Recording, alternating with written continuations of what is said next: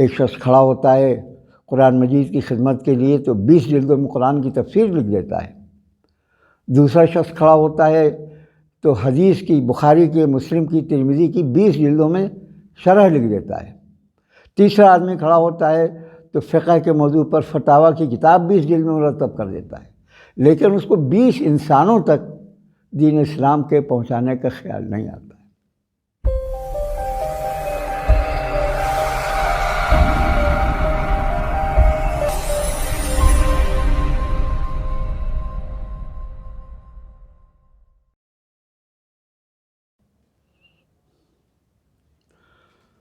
بسم اللہ الرحمن الرحیم. نحمدہ ونصلی علی رسولہ الکریم. اما بعد.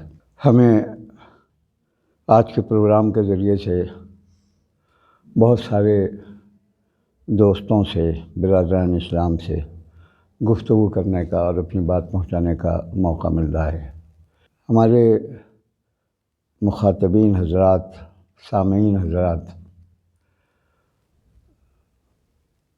معاملہ بہت ہی سنگین ہے اور بہت زیادہ سیریس ہے. ہم لوگ جن حالات سے گزر رہے ہیں وہ تاریخ کا انتہائی مشکل دور ہے، بہت زیادہ مشکل دور ہے. اسی مشکل دور سے اسپین کے لوگوں کو بھی گزرنا ہوا ہوگا.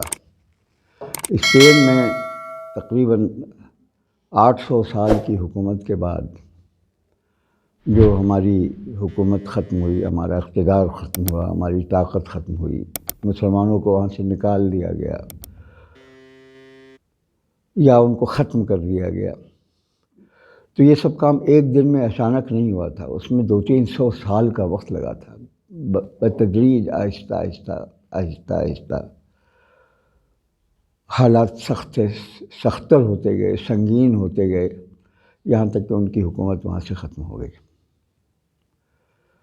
ہمارا جو تجزیہ ہے کہ اسپین میں جو حالات پیدا ہوئے اور جس کی وجہ سے مسلمانوں کی حکومت ختم ہوئی، اقتدار ختم ہوا، اس کی بنیادی وجہ یہ تھی کہ وہاں مسلمان ہمیشہ سے، شروع سے آخر تک اقلیت میں رہے.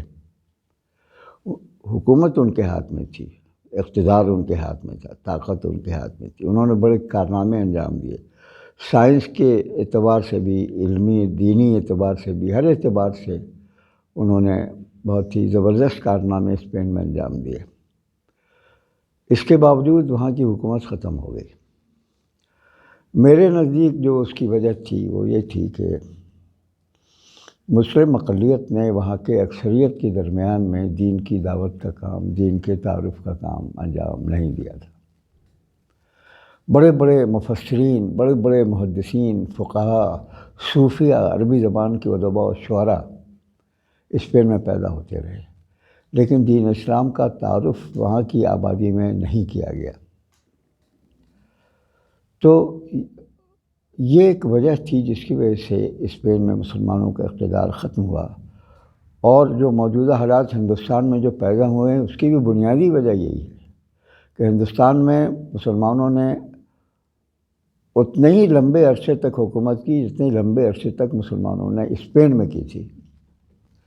لیکن مسلمان بہت مشکل دور سے گزر رہے ہیں، اور یہ بھی کہا جاتا ہے کہ یہ ملک اسپین بن سکتا ہے. اور اس کی وجہ بھی وہی ہے جو اسپین میں وجہ بنی تھی، اور وہ یہ ہے کہ وہاں کے اکثریت کے درمیان میں دین اسلام کا تعارف کا نہ کرایا جانا، ان کو دین اسلام سے مانوس نہ کیا جانا. ایک بات. دوسری بات، آپ اس پر غور کریں کہ تمام انبیاء بلا استثناء ان کا جو اصل مشن تھا وہ کیا تھا؟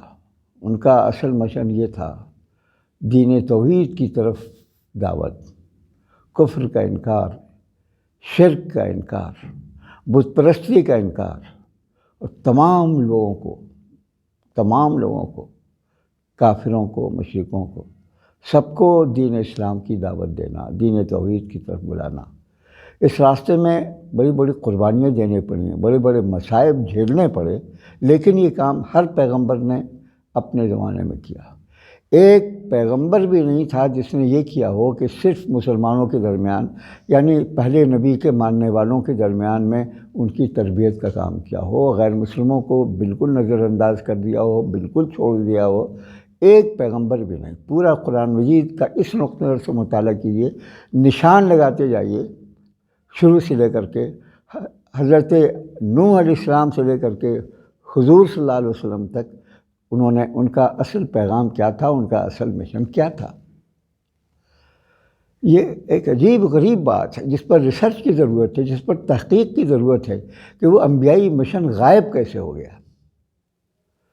ہم اپنے اس دور کے علماء کو، اس سے پہلے کے دور کے علماء کو، اس سے بھی پہلے دور کے علماء کو، 300 سال پہلے، 400 سال پہلے، 500 سال پہلے، اس سے بھی پہلے جو آپ نظر ڈالیں گے تو ان علماء کے کاموں کی قدر و قیمت کا ہم نہیں انکار کر رہے ہیں، لیکن انہوں نے جتنے کام کیے تھے وہ حفاظت دین کا کام تھا، دعوت دین کا کام نہیں تھا۔ دعوت دین کا مطلب یہ ہے کہ جو لوگ اسلام میں داخل نہیں ہیں ان کو اسلام کی دعوت دینا، یہ کام عام طور سے نہیں کیا گیا۔ اور اس کے باوجود کہ بڑی علمی کام، زبردست علمی کام مسلمانوں نے اس ملک میں انجام دیا۔ ایک شخص کھڑا ہوتا ہے قرآن مجید کی خدمت کے لیے تو 20 جلدوں میں قرآن کی تفسیر لکھ دیتا ہے۔ دوسرا شخص کھڑا ہوتا ہے تو حدیث کی، بخاری کی، مسلم کی، ترمذی کی 20 جلدوں میں شرح لکھ دیتا ہے۔ تیسرا آدمی کھڑا ہوتا ہے تو فقہ کے موضوع پر فتاویٰ کی کتاب 20 جلد میں مرتب کر دیتا ہے، لیکن اس کو 20 انسانوں تک دین اسلام کے پہنچانے کا خیال نہیں آتا ہے۔ تو لوگ جب ہم یہ بات کہتے ہیں تو لوگ سمجھتے ہیں کہ ہم قدیم علماء پر تنقید کر رہے ہیں۔ تنقید نہیں ہے، ان کی خدمات کا پورا اعتراف ہے، اور انہوں نے مسلمانوں کی تعلیم و تربیت کا کام بھی کیا ہے، اور یہ کام بھی انبیائی کاموں کا ایک جز ہے۔ قرآن میں آتا ہے انبیاء کا کام تھا یزکیہم، یعنی جو لوگ دین اسلام قبول کرتے تھے ان کی تربیت، ان کا تزکیہ، یہ کام بھی انبیاء کا کام تھا۔ یہ کام تو مسلمان علماء نے اپنی پوری تاریخ میں انجام دیا ہے۔ لیکن اس سے پہلے کا جو کام ہوتا ہے کہ جو لوگ دین توحید میں داخل نہیں ہیں، کفر میں اور شرک کی برائی میں مبتلا ہیں، اصنام پرستی میں مبتلا ہیں، بت پرستی میں مبتلا ہیں، ان کو دین توحید کی دعوت دینا، یہ کام ہندوستان کی تاریخ میں شروع میں کچھ صوفیاء کرام نے، خواجہ معین الدین چشتی نے اور بھی دوسرے لوگوں نے انجام دیا، لیکن اس کے بعد ایک طویل وقفہ ہے، بہت زمانے کا وقفہ ہے، جس میں مسلمانوں کی ساری توجہ علمی کاموں کی طرف ہوئی، مسلمانوں کی تعلیم و تربیت کی طرف ہوئی، لیکن غیر مسلموں کو، برادران وطن کو جس طرح سے نظر انداز کیا گیا تھا اسپین میں، اسی طرح سے نظر انداز کیا گیا ہے ہمارے ملک میں۔ اور یہ بے حد خطرناک کام ہے، یعنی یہ انبیائی مشن ہمارے علماء کے ذہن سے اتنا غائب ہوا کہ جب وہ بڑے بڑے دینی مدارس قائم ہوئے، دارالعلوم دیوبند جیسا مدرسہ قائم ہوا کہ جس کے سینکڑوں اس طرز کے مدارس ہندوستان میں اس کے طرز پر قائم کیے گئے، تو انبیاء کا طریقہ تو یہ تھا کہ جیسے قرآن مجید میں آتا ہے وَمَا أَرْسَلْنَا مِن رَّسُولٍ إِلَّا بِلِسَانِ قَوْمِهِ، ہم نے ہر پیغمبر کو لسان قوم کے ذریعے قوم سے خطاب کرنے والا بنا کر کے بھیجا۔ لیکن ہمارے یہاں جو ایک نہیں سینکڑوں مدارس قائم ہوئے، وہ اس مقصد سے قائم ہوئے کہ لسان قوم میں نہیں، لسان المسلمین میں صرف مسلمانوں کو مسجدوں میں خطاب کیا جائے یا ان کے اجتماعات میں خطاب کیا جائے۔ یہ ایک بڑی غلطی ہے، یہ میرے نزدیک جس کو ہم کہتے ہیں اپنی زبان میں کہ ڈیریلمنٹ ہو گیا ہے۔ ڈیریلمنٹ کا مطلب جیسے گاڑی ایک بہت ایکسپریس ایک میل گزر رہی ہے، وہ پٹری سے اتر جائے، ڈیریلمنٹ، اسی طرح سے یہ تاریخ میں ہمارا ڈیریلمنٹ ہے۔ وہ انبیائی مشن کو ہم نے چھوڑ دیا، انبیائی مشن کو نظر انداز کر دیا، اور ہم نے صرف اور صرف مسلمانوں کی طرف توجہ کی۔ تو انبیائی مشن اس طرح سے نہیں ہوتا ہے، اور ہمیں اس بات کا اعتراف کرنا پڑے گا کہ ہم نے یہ غلطی کی۔ تو اگر اس ملک میں ہمیں اپنے حالات کو درست کرنا ہے تو ہمیں وہ گاڑی جو پٹری سے اتر گئی ہے اس کو دوبارہ اس کو پٹری پر ڈالنا ہے۔ گاڑی کو دوبارہ پٹری پر ڈالنے کا مطلب یہ ہے کہ اس انبیائی مشن کو ہمیں دوبارہ اختیار کرنا ہے، انبیائی مشن کو ہمیں دوبارہ اختیار کرنا ہے، اور ہمیں ایسے مدارس قائم کرنے ہوں گے جو اس میں لسان قوم کے ماہر علماء تیار ہوں۔ پورے ملک میں انگریزی زبان لوگ جانتے ہیں، ہر جگہ انگریزی زبان کے ماہر علماء ہوں جو اسلام کا تعارف کرا سکیں اور لوگوں کے اعتراضات کا جواب دے سکیں۔ پھر ہندی بیلٹ میں ہندی کے ماہر علماء پیدا ہوں، بنگال میں بنگالی زبان کے ماہر علماء پیدا ہوں، تامل ناڈو میں تامل کے ماہر علماء پیدا ہوں، جہاں تیلگو بولی جاتی ہے، جہاں ملیالم بولی جاتی ہے، اس زبان کے علماء پیدا ہوں جو اپنے ملک کے جو اپنے یہاں کے عوام کے غیر مسلموں کے برادران وطن کے درمیان میں اسلام کے تعارف کا کام کریں، اسلام کی تبلیغ کا کام کریں، ان کے اعتراضات کا جواب دیں بہتر طریقے سے۔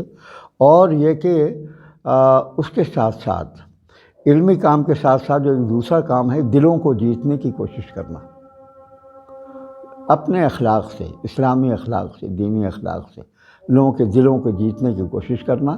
لوگوں کو معلوم ہو کہ ایک مسلمان بہترین انسان ہوتا ہے، دوسروں کا مددگار ہوتا ہے، دوسروں کا خیرخواہ ہوتا ہے، دوسروں کی مصیبتوں میں کام آتا ہے۔